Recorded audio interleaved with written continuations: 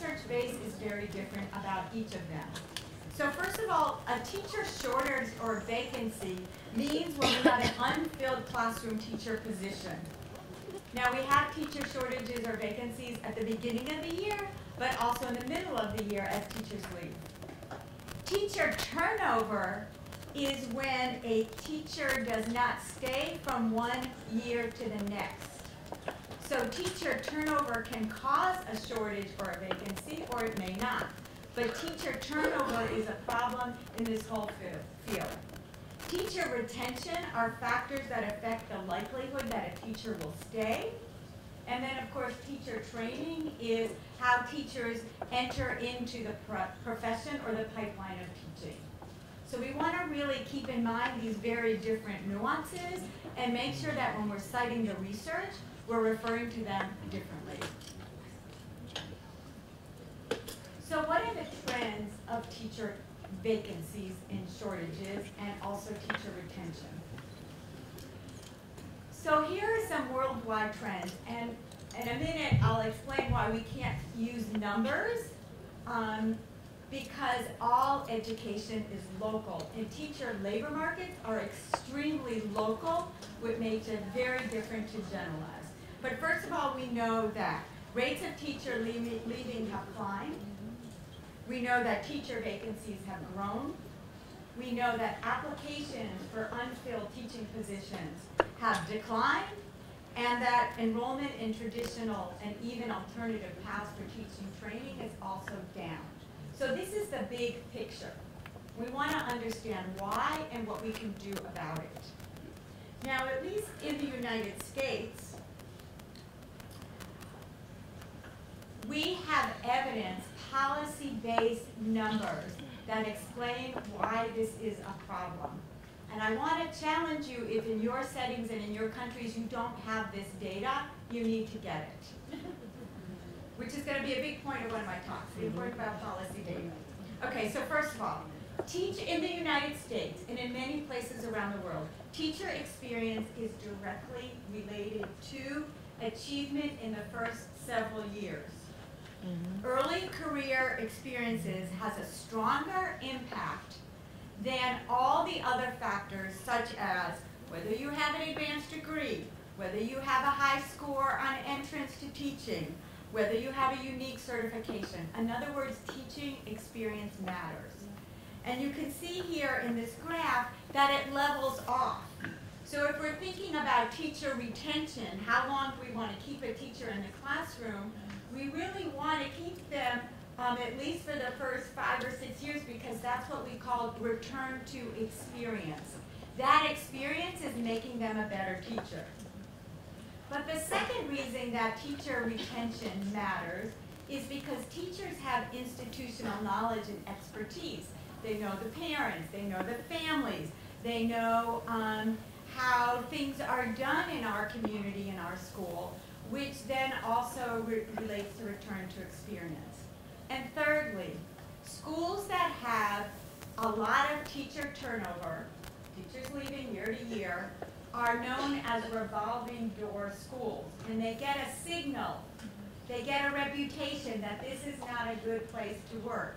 And their achievement goes down because remember, experience relates to achievement. And so over time, we have these revolving door schools.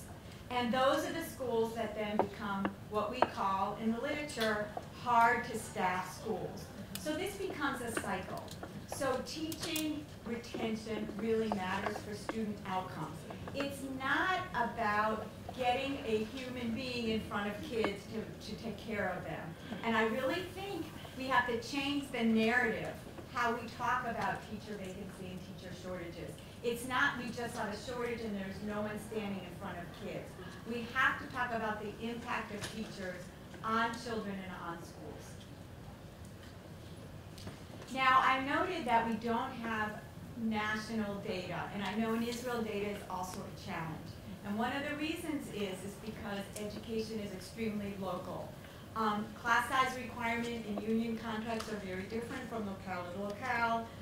Teacher shortages are also very different from locale to locale. how teacher shortages are counted, whether unqualified or substitute teachers are counted in the data or not, and then also whether we're counting non-instructional roles such as counselors, teachers, aides, speech therapists in the data. So it's very important when we're making the case that we really unpack and look deeply in the data. Okay, so why is there persistent teacher retention problems, turnover, and shortages? So in the United States, we can think about the data in terms of three areas. So one is the economic and labor market conditions. The second is the social status of the profession, and the third is the conditions of schools. And these three areas explain both the difficulty in recruiting teachers to the profession and also explaining why teachers leave or why there's turnover or retention problem. And so first of all, as many of us know, teacher pay is relatively low compared to other professions with similar levels of education. And teachers leave because of low wage growth, and I'm going to show you some graphs in the United States that in an OECD that actually shows that this is a fact.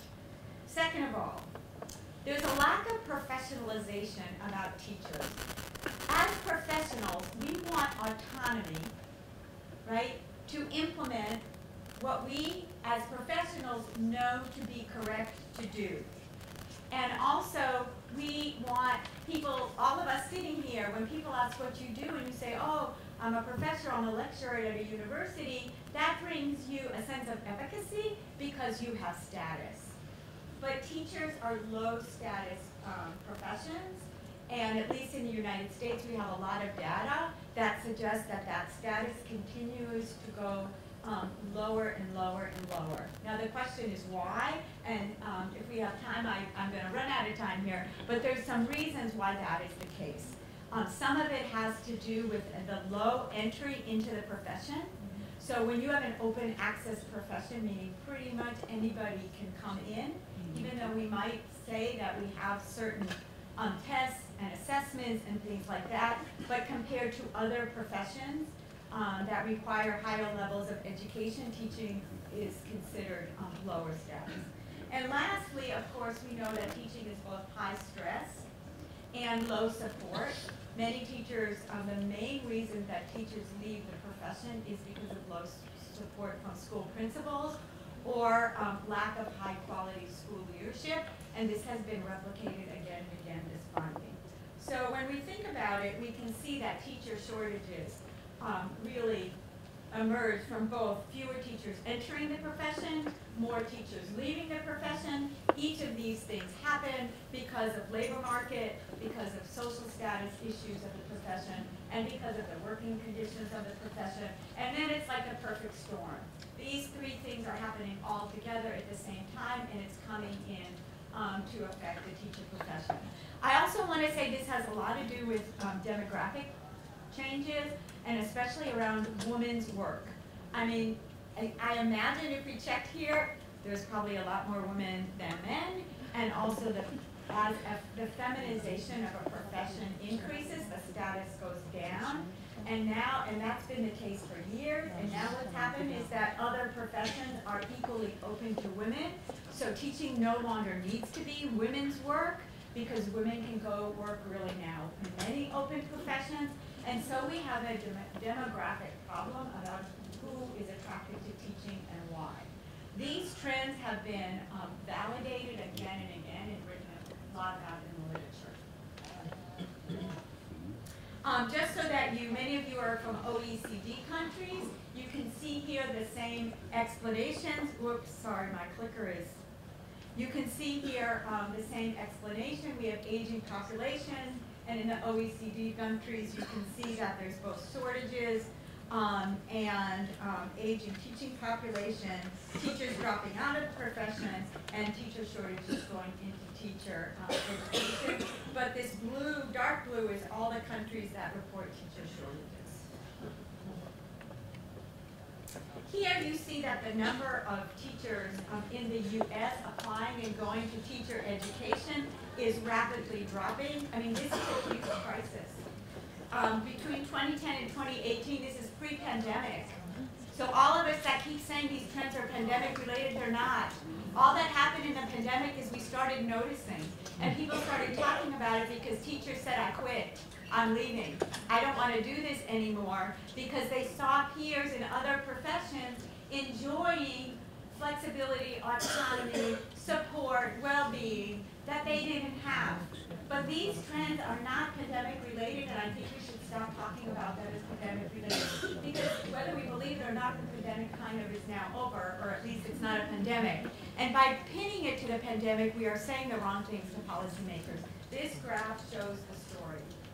Similarly, we have alternative certification around the world. I know you have it here, we have it in the United States. The problem with alt-cert is that the teachers turn over at a higher rate. We hear 60% compared to 67%. Many teachers of alternative cert in the U.S. go to alternative schools. We call them charter schools. And they also do not stay as long, even when they're in more innovative schools. So you'll see at the end, I'm going to try to make this case that we really need to think totally different. All of the solutions are in the same system. We keep trying to keep the system and just recruit more, recruit different, or pay more, but we're always in the same system. You can't fix this system, is what I would suggest. Okay, you see other trends, similar trends about the prestige of teaching as a profession. So you hear the annual, you see on the left graph, the annual Harris poll around the prestige of teaching. Again, between 2010 and 2020, we see continuing to go down, but the big drop happened way before COVID. Similarly, we have a survey, a national household survey in the United States. These are national representative surveys about would you want your child to go into teaching as a profession, and parents do not. I'm not going to ask the question here, how many of us would like our children to be teachers? I do have one son who is. But clearly, because of all these things we've said, the burnout, the stress, the lack of status, the low pay, when there's so many exciting career options out there, parents are also not helping their children decide that teaching is a viable profession. Okay, I noted this labor market pay. Here you see a graph from 1980 to 2020 about the average weekly wages of public school teachers and other college graduates. So it's all other college graduates on average. This is in the United States, and teachers. So you can see pay is going up, but the gap keeps widening. So, when we say that pay doesn't matter, yes, it does. We all know that it does. And I think it's a false dichotomy to say you can have a calling, and you must. So I'm dedicated to the goal, and that means you shouldn't be paid for that. Why do they have to be either or? You should care a lot about children and development and teaching and wanting to make a difference in society. But does that mean, therefore, you have to give up a living wage? We have many teachers in the U.S. who have to work in other jobs in the summer to pay their rent. We have many teachers in the U.S., I know like here, that cannot live in the neighborhoods where they teach. Here I thought this was very interesting. This is the relative pay for teachers in OECD countries. You can see Israel. This is from 2017 to 2019. So Israel is right here. So the average Israeli teacher is paid 87% compared to other college graduates, undergraduates. You can see in the United States it's even worse. But this was 2017 to 2019. But you can see on average the same case that similar credentials are creating differential economic situations. And it's widening over time. And then we also talked about the teacher stress. So similar teachers report higher stress and burnout compared to undergraduate degree holders in other professions. So the reason I'm showing you the data is I know we hear this, but many people think it's whining people. And the data are telling us a very consistent story around the world. This is OECD data.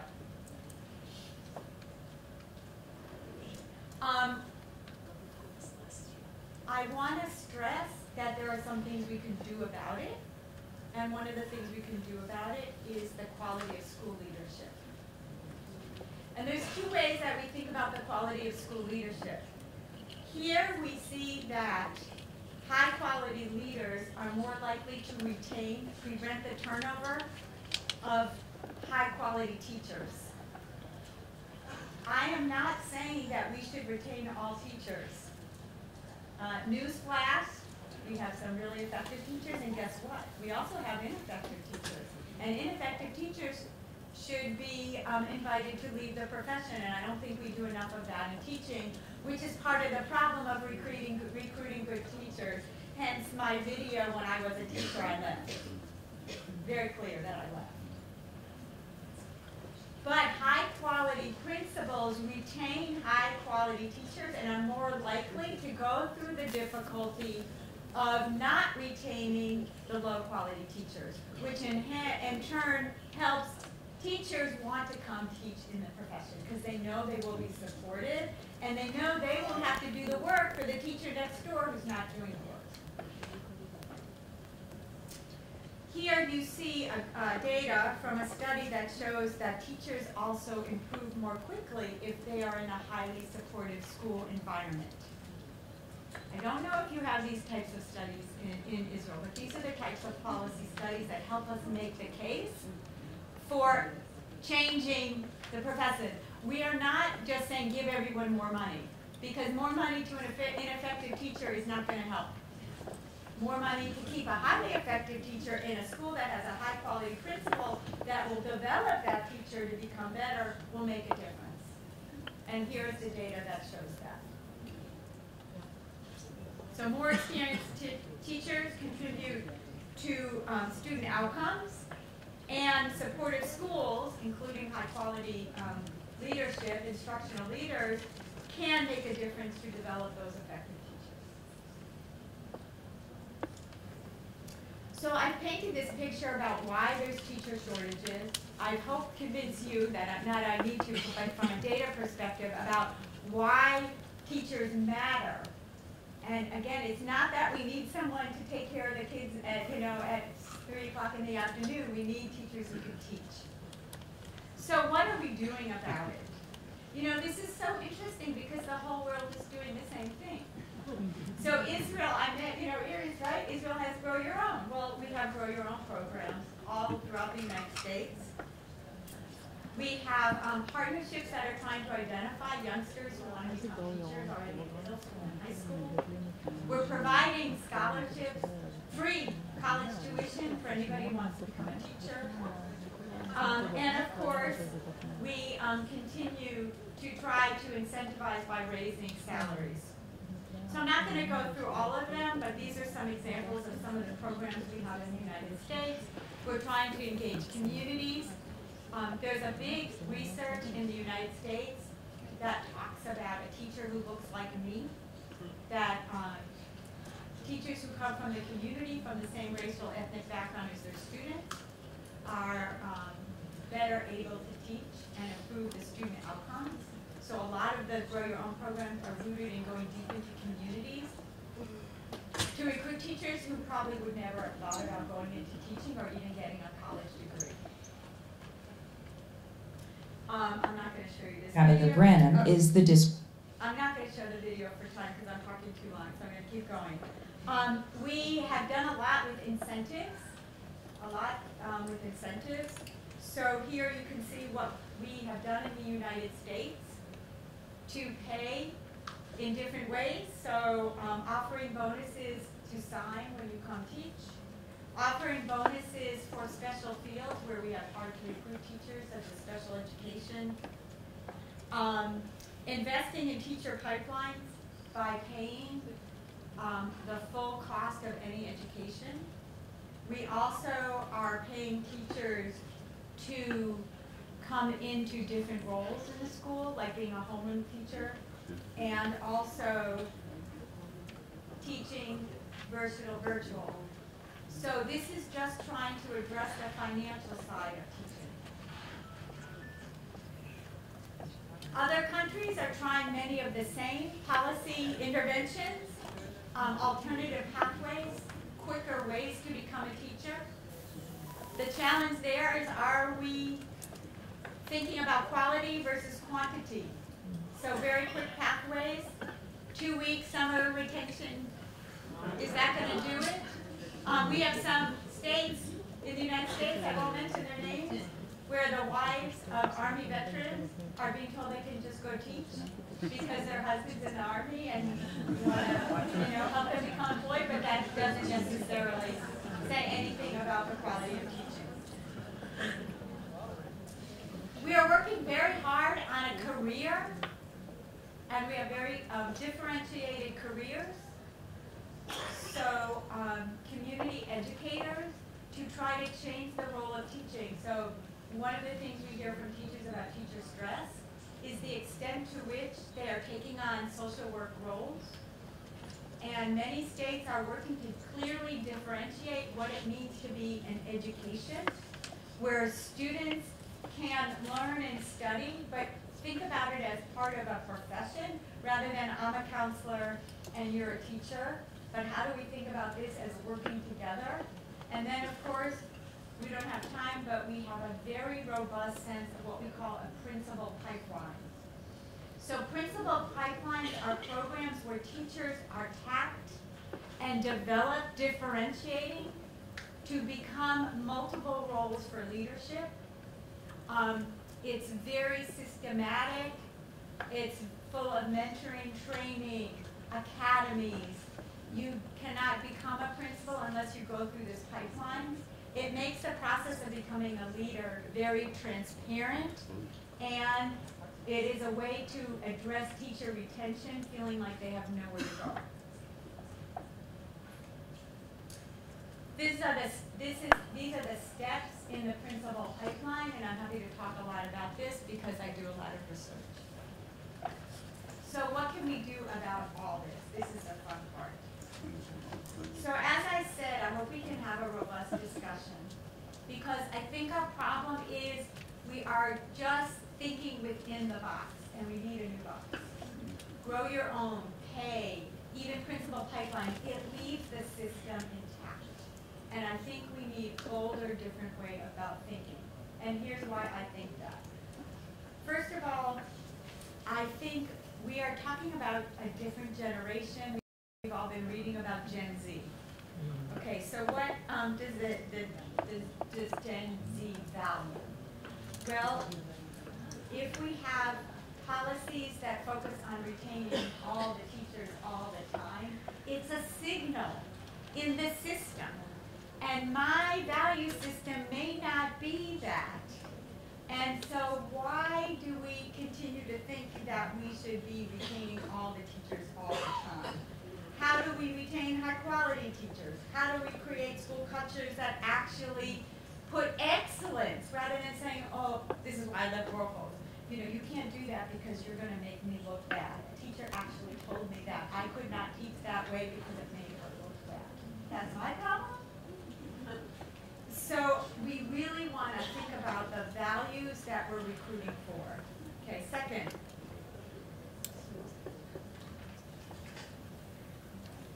Sorry.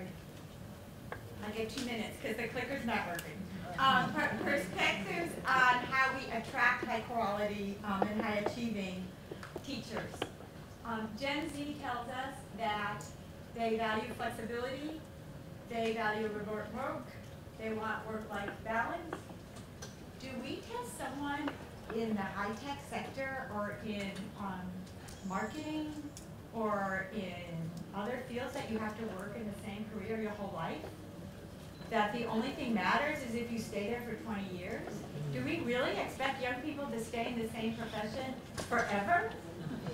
So how do we think about flexibility and this notion about only when you stay, or everyone has to stay, and you're not like really committed to the profession if you want to teach for 7 years, let's say, not 27.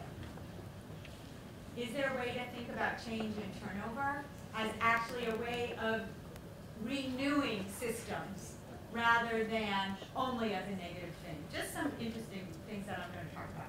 Obviously, we have issues about pay. we have not been able to crack that nut. We had done a lot of experimentation in the U.S. on pay for performance, whether paying teachers incentive pay, because we test kids all the time, and we have data that links teachers to students, and we can see what happens.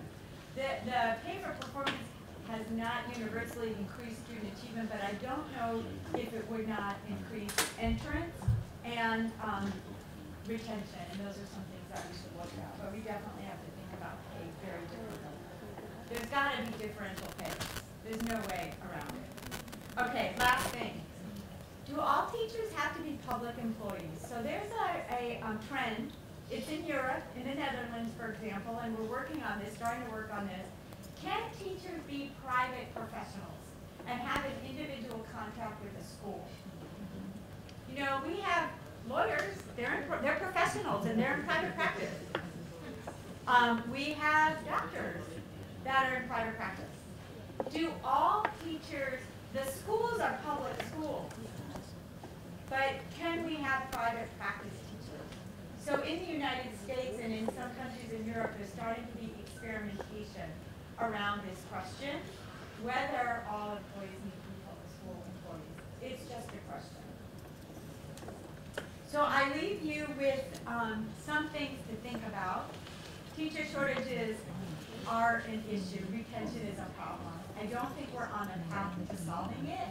I think we need to think about both quality and quantity, and I think we have to think about what is the nature of work, what's the nature of a profession, and what are young people looking for when they think about work in a profession, and how can schools and systems change to align with the future of work and education. Thank you very much.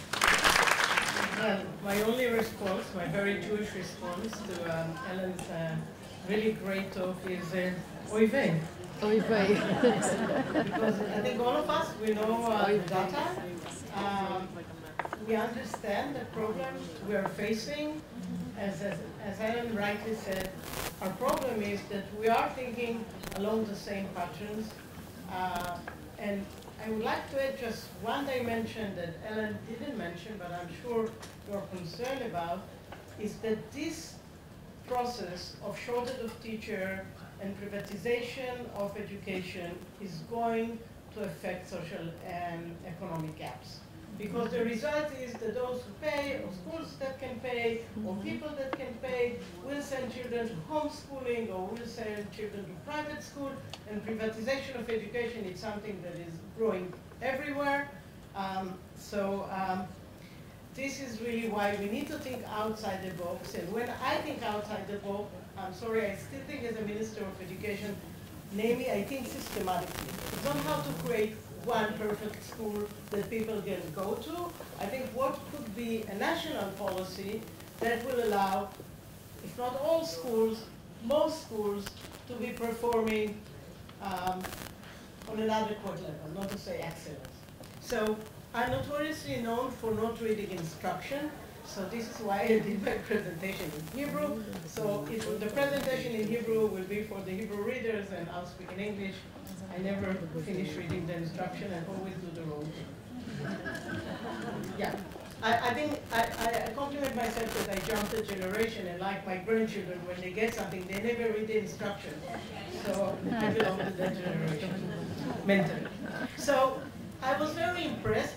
This weekend there was an interview with a mathematics professor from Carnegie Mellon, who actually teaches mathematics, and he was dealing with how you teach mathematics as in the age of ChatGPT, who's going to be a star in my talk.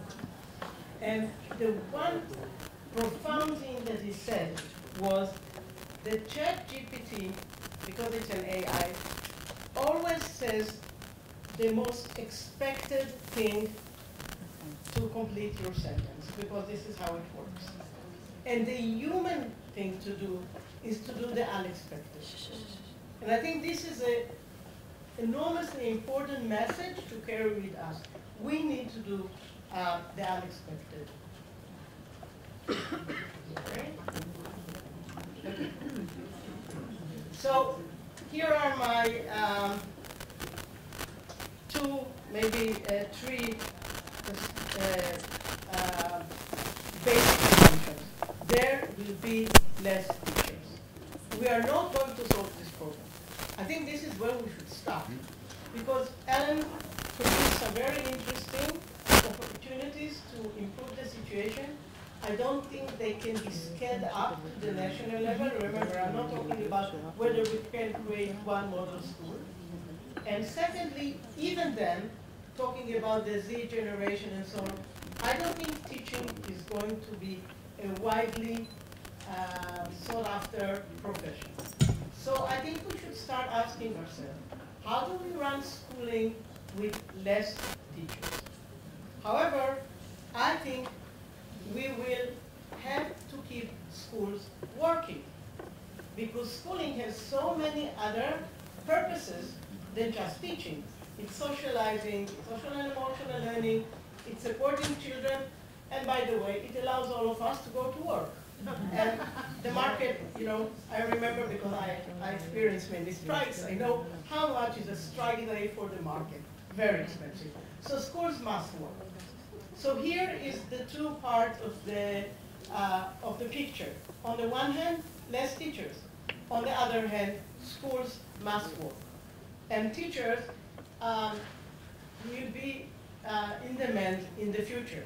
You know, some countries around the world, actually, the one that actually allow themselves to teach a lot, teachers have found a wonderful way to solve the problem. They don't think about a smaller number of teachers, well-trained in being creative, in knowing how to work with children, how to present issues to children, and how to keep their attention, because we can speak about that as well, but the shortage of attention spans among children and adults as well is also creating a huge problem.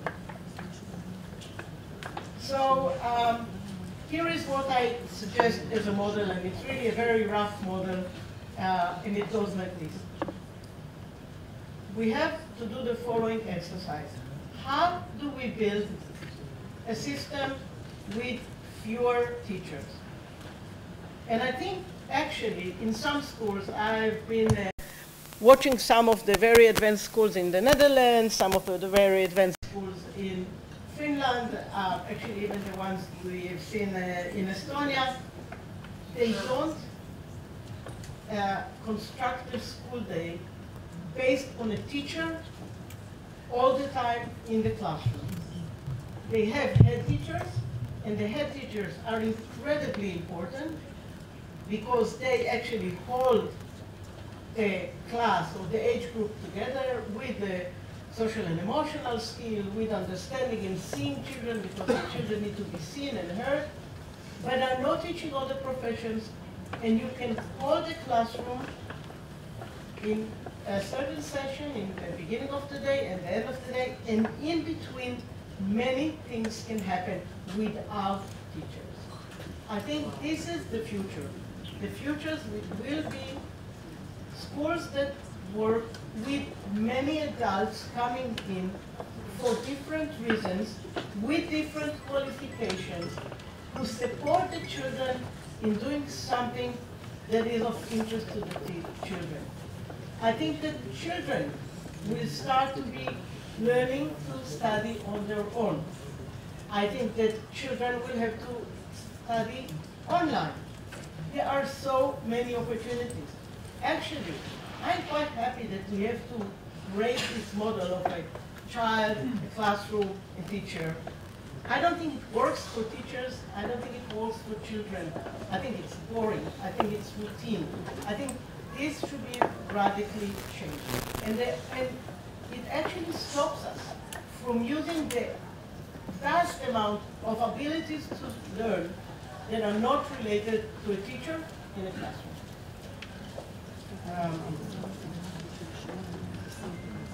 So what can we do during the day? As I said, we can do books, we can do self-learning, we can do team learning. There are so many things now that are available for children, and actually children get very frustrated that they are not used. Because children know how to use. When children, by the way, want to study something, they know how to find the tools to do it. I'm sorry, I have 1 minute, so I'll skip the second thing and say, this is my assumption, there will be many people who can teach and fewer teachers. And I'll say one last thing about teacher training. This means the teacher should be trained differently, radically differently. We cannot continue teaching them the way we're teaching them together. And I'll just end, because I have 1 minute, with what we are trying to do now. Eyal, where are you? I need approval of all the important people. But I want teaching training to be short, 2 years. I wanted my teacher to study on their own. I know it's very difficult for my faculty to get it, because it's hard for them to let go, but people who want children, to teach children how to study on their own, need to study on their own. And they need to study on their own in these very diverse ways that children will be studying in the future. I don't think only professors could teach teacher in training. I think we have to bring into the college, into the training, people from different professions. I think this interaction is what makes us understand the richness of knowledge and abilities to learn in the world around us. And let us not narrow down this world into what we know. I think we should open new venues of understanding, new venues of learning, in order to make the world we offer our children a much wider and more interesting one. So maybe the oive in the beginning leads to something good, because it's forcing us. You know, nobody volunteers to make a revolution. Now we're really desperate to go to the streets. So let's go to the streets, because the time is a difficult one. And unless we do a revolution, we're going to fail. So thank you.